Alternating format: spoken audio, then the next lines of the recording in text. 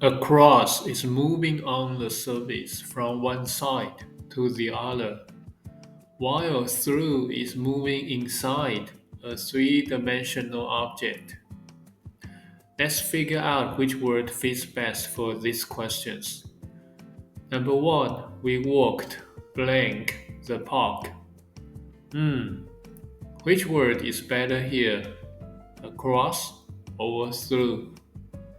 When you walk in a park, you are usually walking on the surface of the grass or path, covering the distance from one edge to the opposite edge. Since we are moving on the surface, across is a better choice. We walked across the park. Number two, a river flows blank the city. Which word is better to fill in the blank this time? A river doesn't flow on the top surface of a city.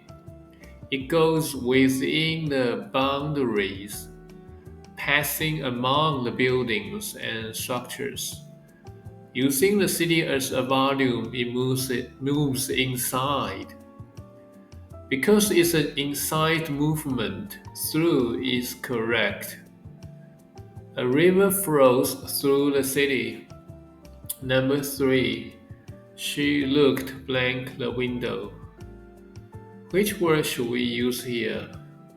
Now, when she looks at the window, we have to think, is her line of sight moving on the surface of the glass?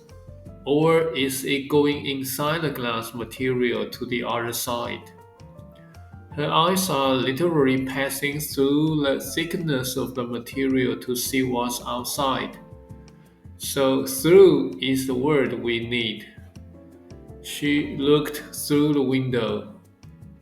Number four, light goes blank the glass.